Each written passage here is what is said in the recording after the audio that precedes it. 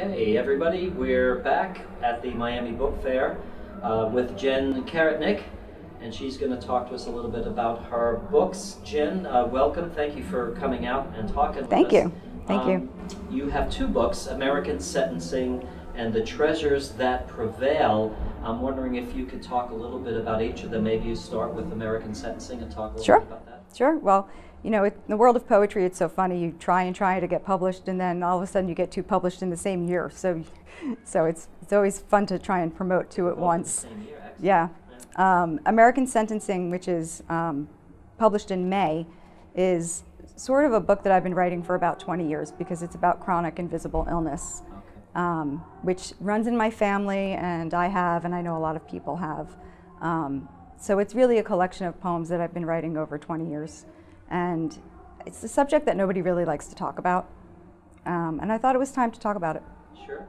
So that's one of the subjects that, you know, I guess you could say has been floating around. Yeah. And the other subject is a subject that I think is probably taken on a little bit of more importance, Yeah. which also, again, I think we're going to see that nobody wants to talk about it, given our current change of administration. But The Treasures That Prevail is about climate change, and especially how it's going to affect Miami. And the two narrators in the book, who are women, decide not to leave Miami and build a floating house. So it's a narrative that runs through it, even though they're all separate poems. And they live there with their family and watch the destruction as it comes in. I used to work with a woman who had fibromyalgia, and this is going back 15 years or more ago. Yep. And at that when they time, called it a really, fake disease, yes. Exactly. I mean, Yeah. she was always... Yeah, now they know it's overactive nerves, and Is that what it is? yeah, and they can treat it a little bit. Yeah, but at the time, you know, eyes would roll, you Yes. know, that kind of thing. Yeah, So it's that's really it's like sad. that a lot, you know. Yeah. It's if they haven't heard of it yet, they don't think it exists. Yeah. And then there was the Epstein-Barr thing going around, and something was... Yeah, about that's Epstein-Barr. one of the things that I have. Is that right? Yeah. I think my niece has that. One of my Yeah, nieces. Epstein-Barr is really kind of dangerous because if you don't treat it, it can turn to lymphoma. So these poems were written based on all these things? All that of you these were experiencing experiences, yourself, and especially how with people react. saying, "Oh, you don't really have anything," or "You look fine. How can you be sick?" You know, you'll see people with autoimmune diseases get that reaction a lot. Yeah. And on the one hand, you want to say, "That's good. I don't look sick," and on the other hand, you feel terrible inside. Sure. So you think, "What do you know? Like, what are you talking about?" And doctors do that too. You walk in, and they don't examine you. They say, "You look great. Get out of here. There's nothing wrong with you." Yeah. And you're like, how "Well, why about don't you you? wait for your test results to come Yeah, back?"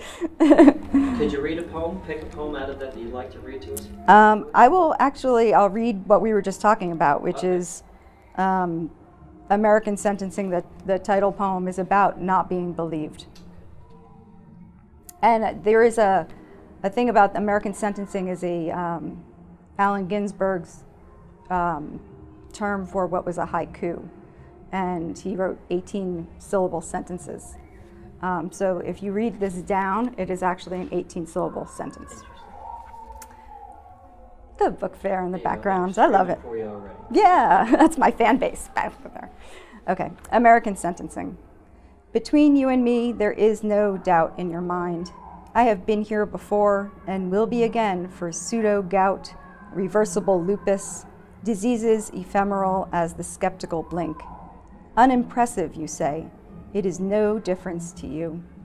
Once again, a test outcome is negative, as if I am less than the sum of zero, a body that registers nothing, not even the pretzel knot of all of its parts.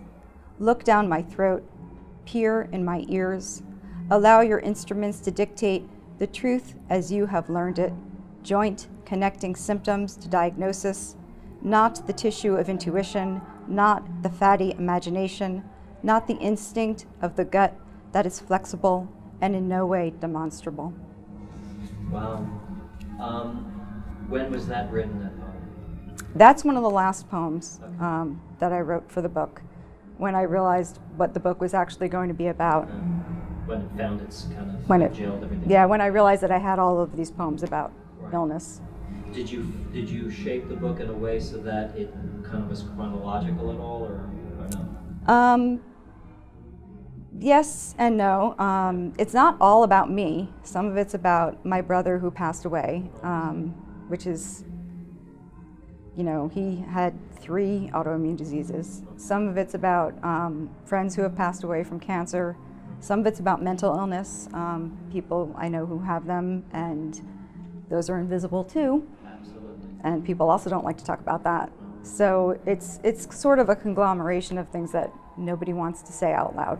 Was there a cathartic moment for you after you written all these poems that you? There was a scary moment when I realized I was going to have to read these things out loud. It was like, oops.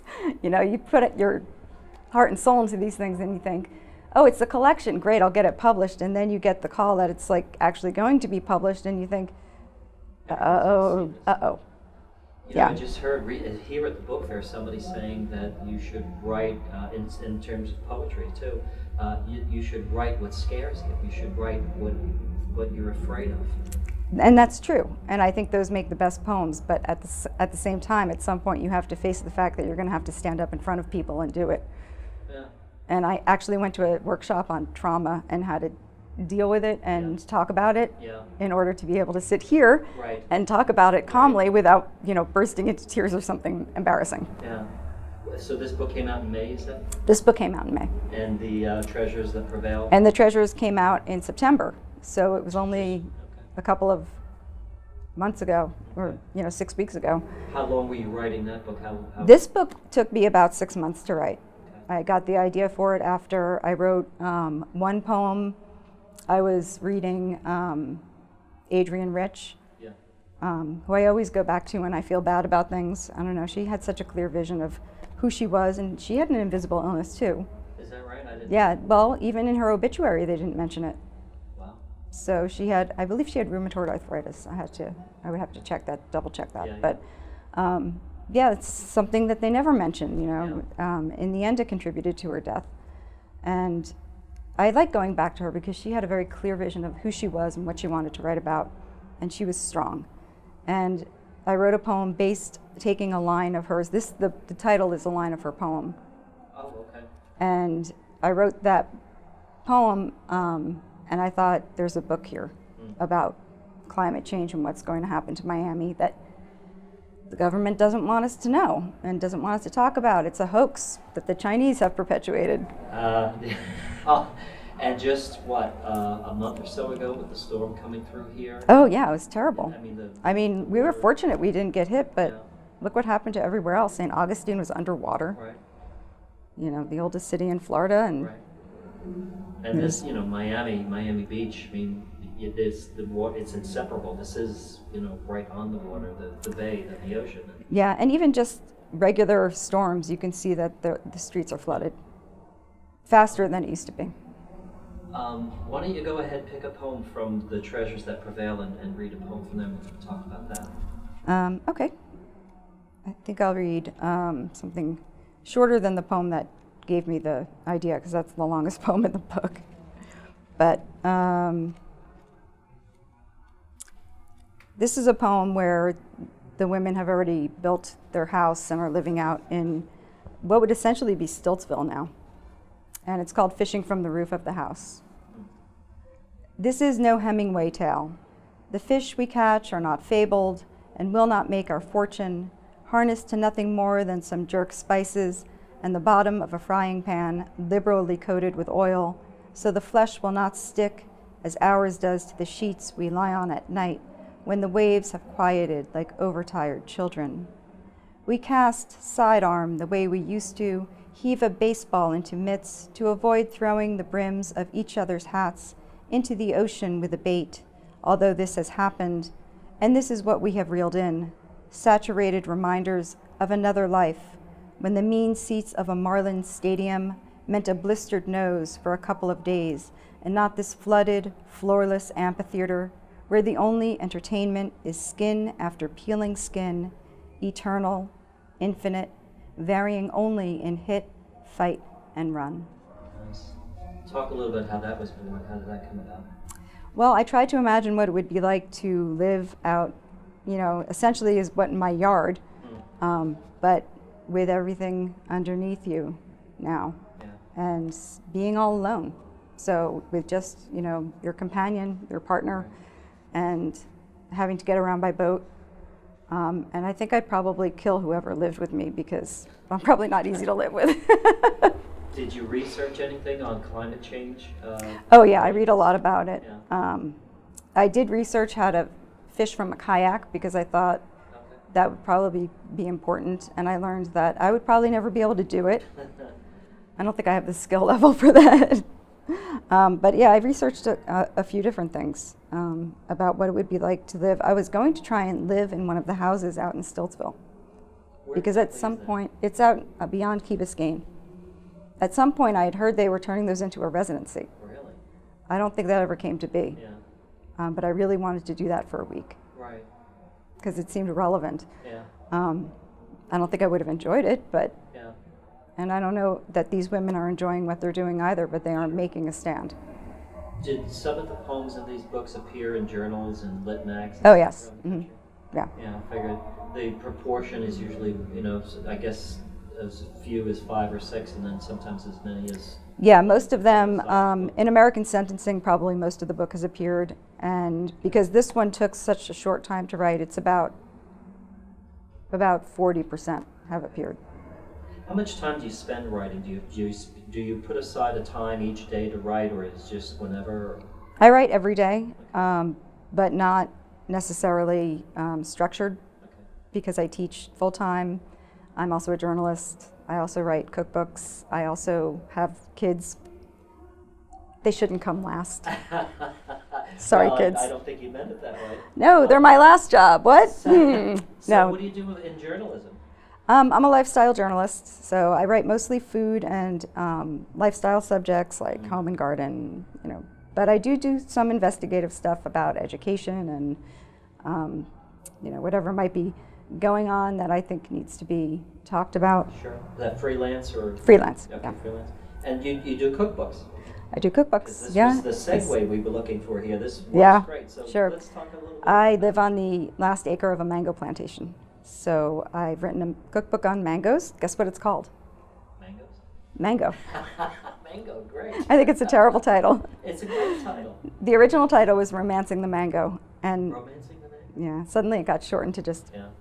mango. So Well, not romantic at all, but So- very, very efficient.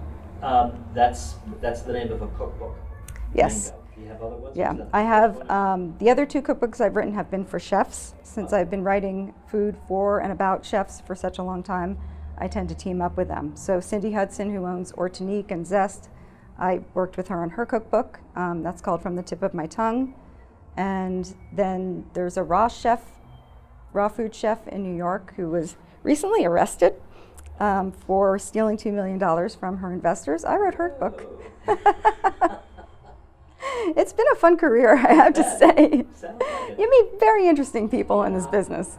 How do you go from writing poetry to doing journalism to writing cookbooks? Is there a, like you said before, you have all these different hats. How do you transition or do? I know it seems like they're not connected. When I was going through high school and college and undergrad and then to graduate school, I didn't take a break. So I went to get my MFA in California in poetry.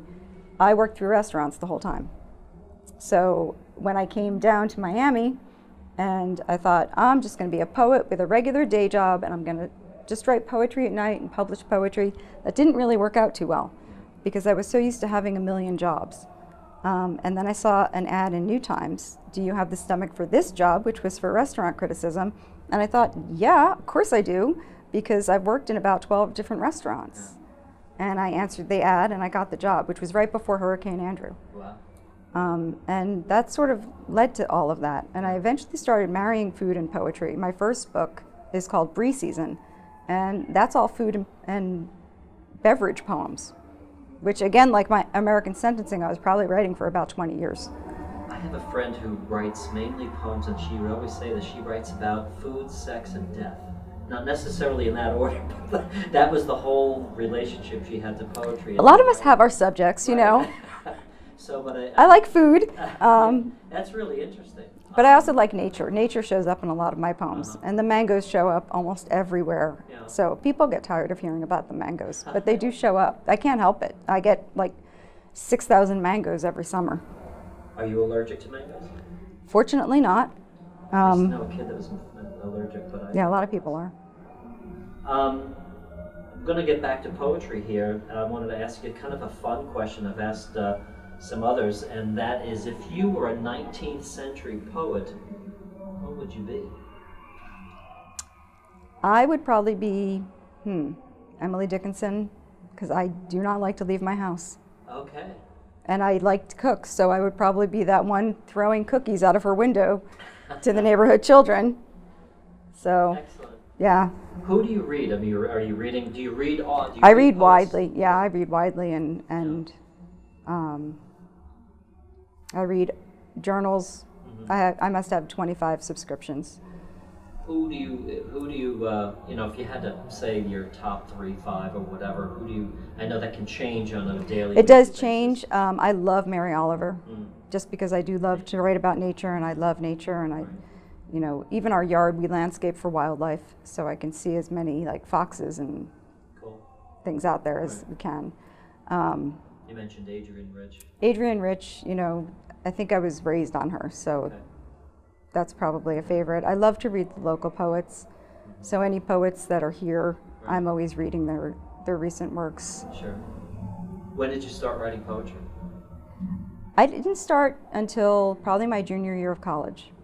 So that was just comparatively now, since I teach kids as young as 10 to start writing poetry, it sounds like late to me, but in my time, that was probably around normal. Okay, well, I really appreciate you coming out and talking with us. We've gone a little bit past our time, but I wanted to thank you so much and for being a part of South Florida Poetry Journal. Thank you. I think you were in the August issue. Was it the August? I think so. Yes, well, one of them. I'm losing track. But thanks so much. Don't we all lose track? Yeah, the older I get. But thank you, Jen, and stay in touch. And thank you. I really appreciate it. Thank you. I enjoyed it.